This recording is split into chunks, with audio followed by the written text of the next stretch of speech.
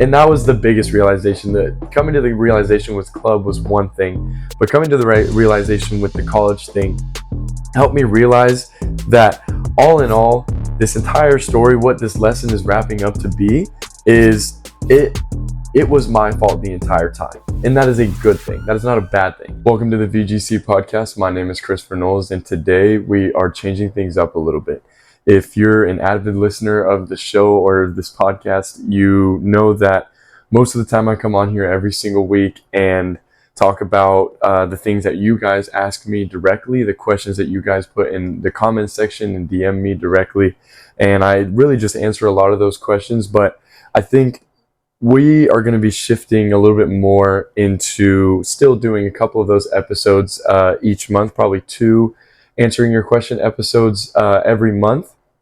But then the other 2 that will come out on Wednesdays will be more of massive and big lessons that I've learned myself through trial and error or a challenge or a setback or through growth or something good throughout my entire career. I've had a somewhat long career, and I've had a couple ups and a lot of downs, and to help share those lessons of those downs and of those upsides with you guys to hopefully relate to you guys, but also help you see where you can improve and take your career into a better direction, or even better direction.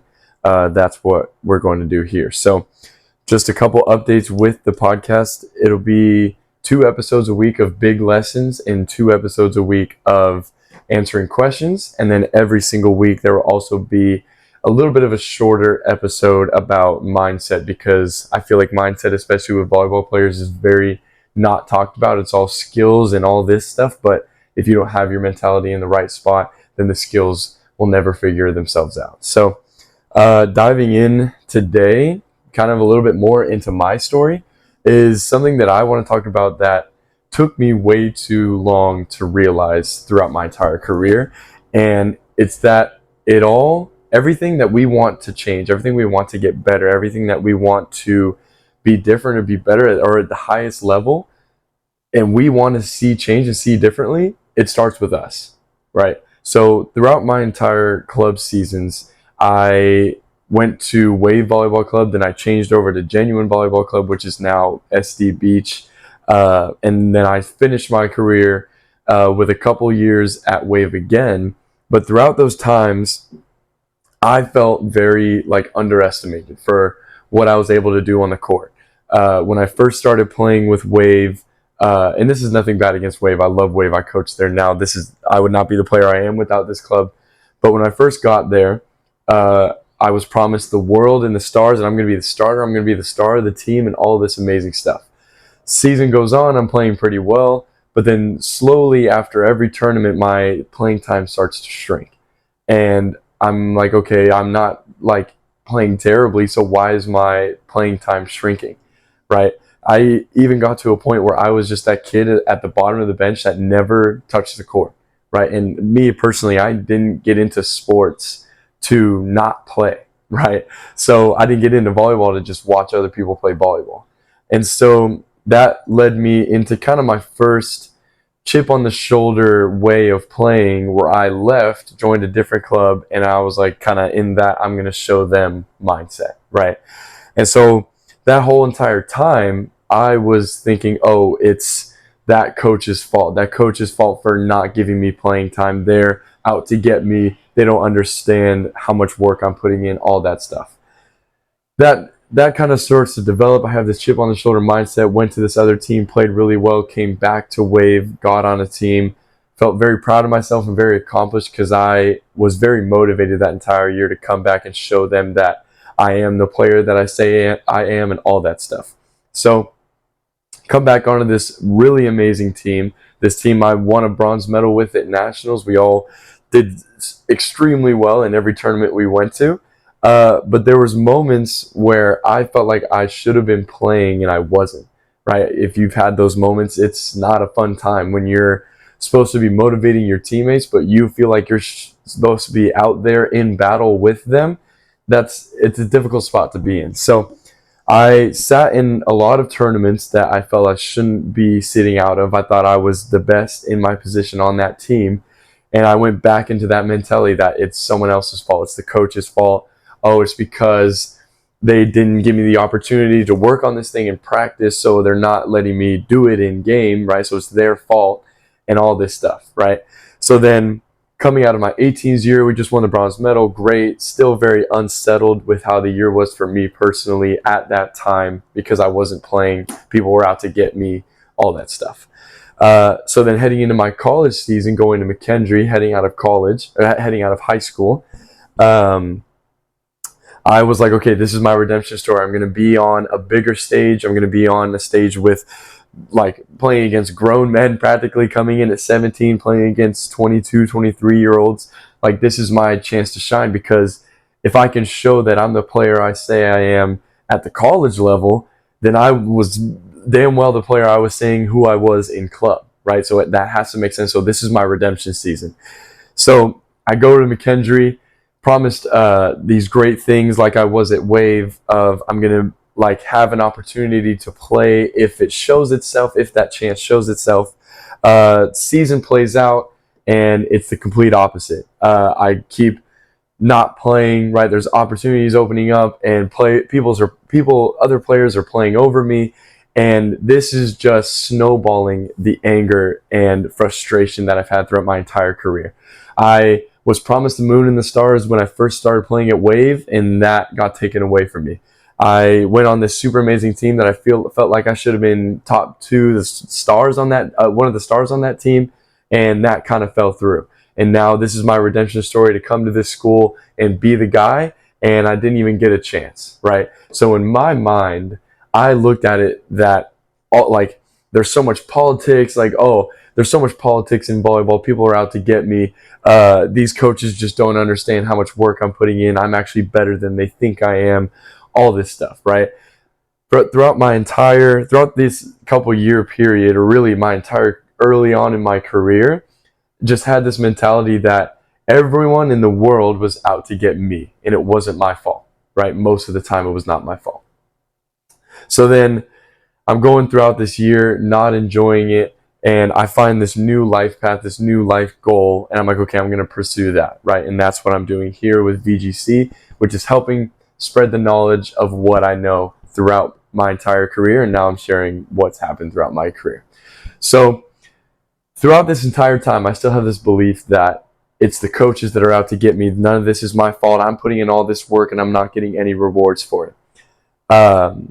And so after now a couple years looking back, just thinking that, oh, I was the greatest player ever, like people were underestimating me and not letting me play, not giving me a chance, not giving me an opportunity.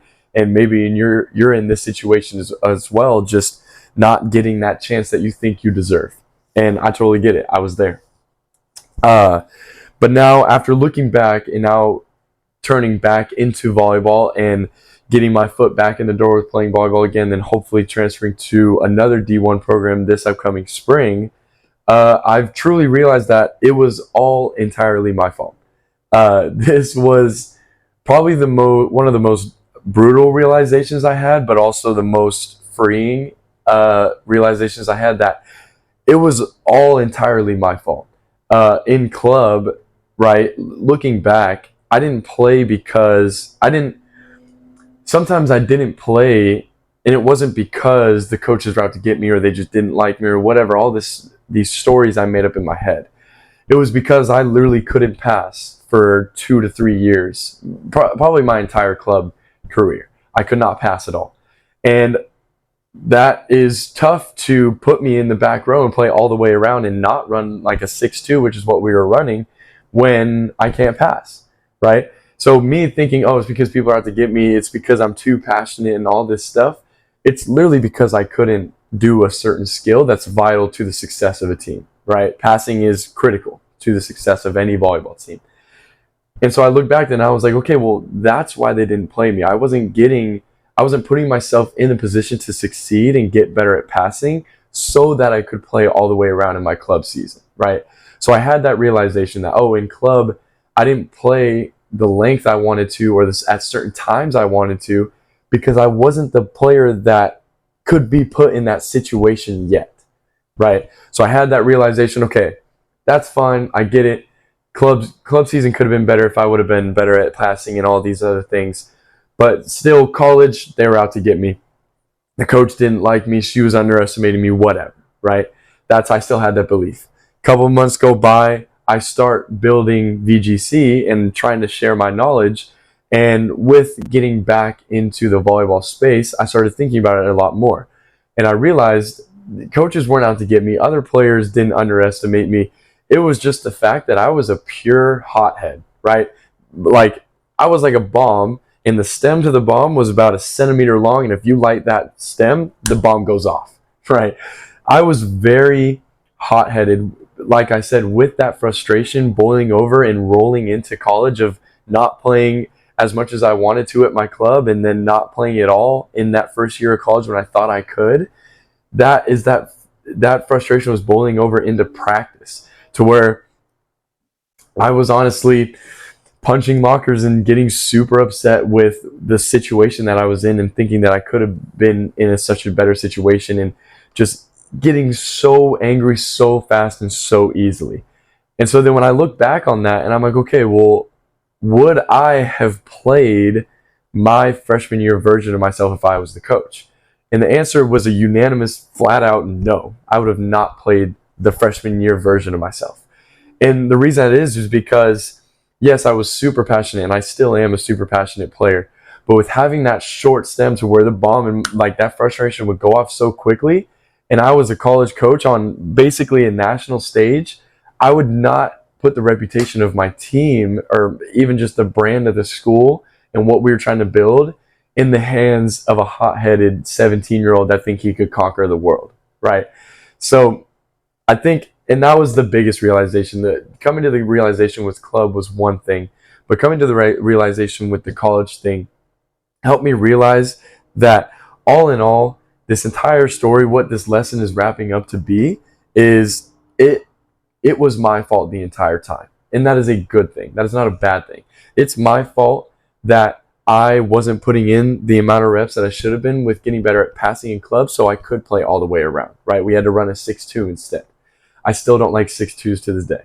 And then at McKendree, I was so emotionally off the rails that I shouldn't have played, and I didn't, because I would have gone off on someone and literally made a fool of myself on national television.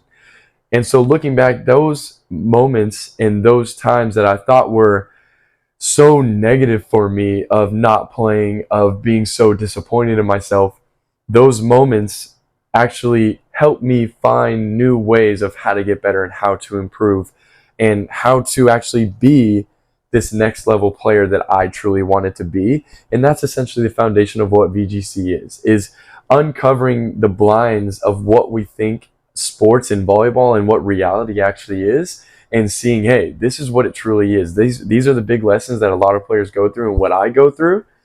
And this is how we came out of it on the other side better. This is how I came out of it on the other side better. I truly realized, hey, this time off from volleyball helped me realize most 90% of the things that I was doing wrong or acting incorrectly or not doing certain things right, and how to make them better and how to do it better. So I put myself in a better position to be that player I wanted to be that person that's actually able and willing and should be playing on a college team compared to someone who shouldn't have been playing at all and who didn't, right?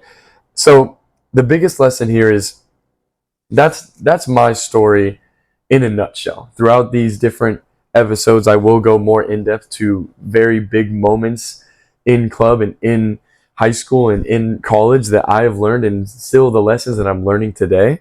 But that's the biggest lesson that I've gotten throughout my entire career, right? That was a very fast forward through my entire 7-8 year career in 10 minutes. But that's how I kind of want to start these bigger lesson episodes, is throughout my entire career and throughout my entire journey as a volleyball player, and this will still ring true as far as I play or as short as I play, whatever happens.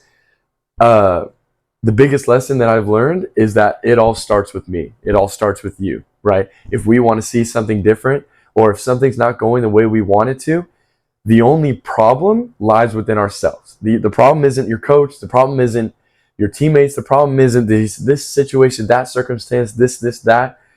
Anything that you have in your life externally, whether it's playing time, whether your abilities, your mentality, your people you know, people you don't know, all these opportunities that lay in front of you are in direct correlation of the work that you've put in with yourself, right?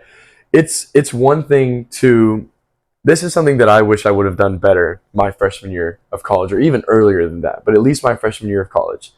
I always thought that the answers were going to be in just putting in more work, right?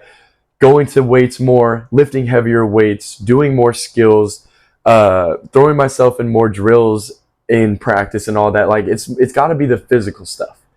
But something I wish I would have done earlier on was do the work behind closed doors that no one saw, right?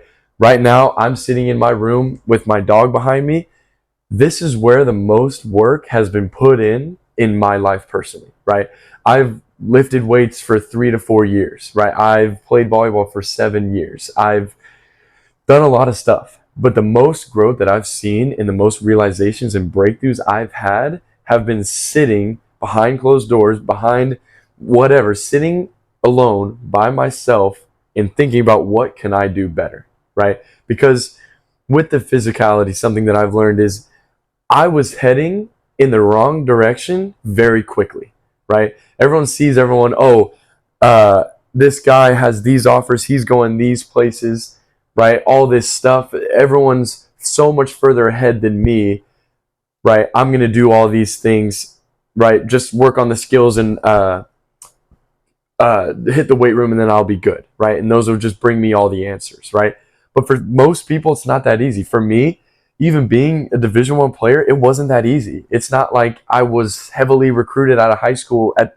I think at most I had 3 schools looking at me at one time. That was the most at one time, right? Like it's not always going to be a fairy tale ending of 60 offers on the table and you get to pick from the 60 best teams in Division I. That's just not, that's 1% of players get to go through that, and that's awesome for them, right? But for the rest of us that have to grind for it, the most, if you're at that wall right now, you feel like you're hitting a wall, right? Like your skills are plateauing, your mentality just can't seem to change, right? You're having repetitive days, things externally aren't changing, you're not playing more than you think you should be, you're not going through these experiences that you think you should be going through, you're not winning as much.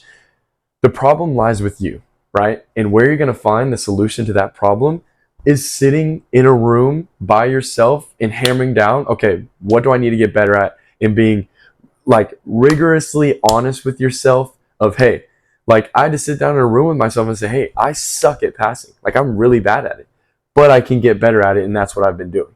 I am a total hothead that is emotionally off the rails, and it can get better and we're going to work on it, right? And it took me a year of sitting out to finally realize that, and it could take you 20 minutes sitting in your room to figure that out.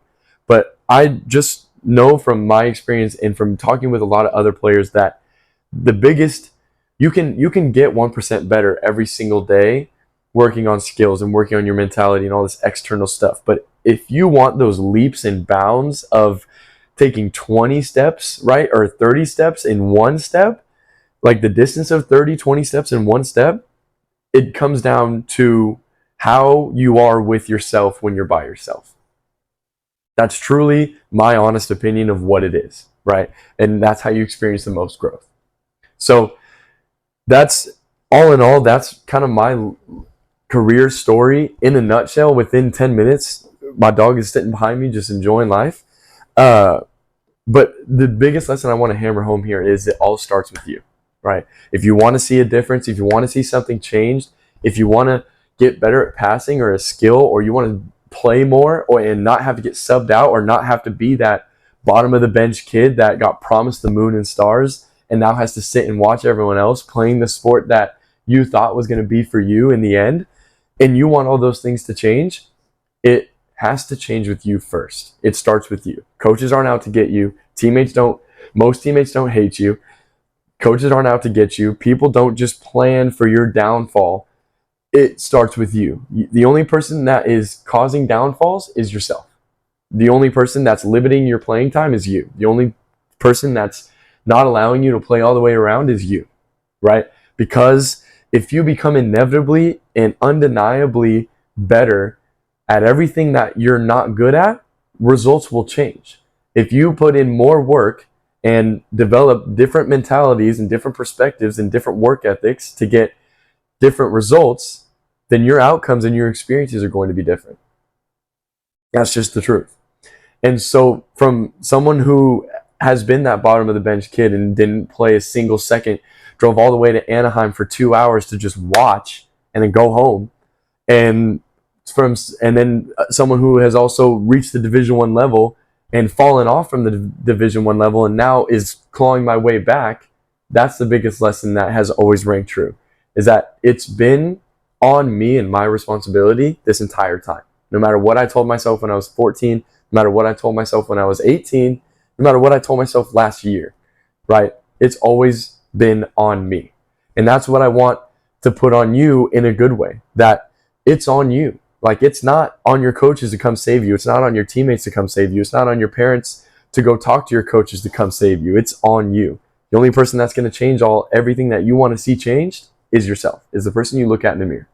And so when you sit with yourself and you realize, hey, this is on me and I have all the power I need to go and change my results and my outcomes and my future, like, you have all the cards in the whole deck and all the power to go and change your life and change the course of your life.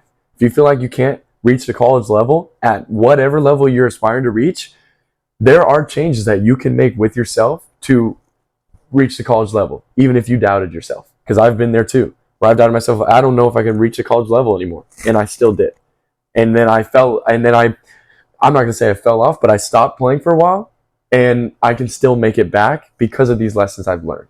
Not just because I'm relying on external things, I'm relying on myself to be able to put in this work that I know works, and to the amount and the level that it works to get certain results. But none of that can happen without you saying it's on me, right? It's my fault. It's on me. I can get better. And those are all powerful statements. When it starts with I instead of you, they or he or she, when the statement starts with I can get better, that is where you will be in the strongest place of power in your whole life to change everything. That's just from my experience.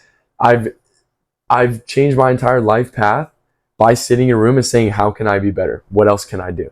Rather than sitting in a room saying, they don't like me, they affected my path, they did this, they did that. It's, I did this to myself, I did that, I did this, and I can change all of it because now I'm in a place of power. When you start with yourself and you start with how can I and how do I, that's where you start, and that's where it ultimately will finish. Of how can I do better? How could I change? How can I share what I know with everyone else to help them along this path, which is what VGC is. So that is our first big lesson. If you like these shows, if you like this episode, particularly with the big lessons, and you want to see more of these, share it. Share it with a teammate, share it with a coach, share it with a team, whoever. The more you guys share it, the more I understand that you love these episodes, and I will do more of them. So share this episode. I hope you got a super valuable lesson out of today's talk. And if you can't read the title or you want to know what it is again, it all starts with you. Everything starts with you. Everything starts with a how can I statement. How can I do better, get better at passing, not be the bottom of the bench kid? How can I reach college? And that will expose yourself to all the opportunities that you couldn't see before. So share this episode. Thank you guys for listening. I'm going to continue to do these every single week. Always tune in. There's a bunch of really cool stuff coming your guys' way that I am working on right now behind the scenes. And I hope you guys will love it in the future when it comes out. But for right now, keep listening to the show, keep sharing it, keep giving your comments and questions in our comment section or my comment section. on TikTok and Instagram so I can answer those every week. And I will see you in the next episode. Always grow together.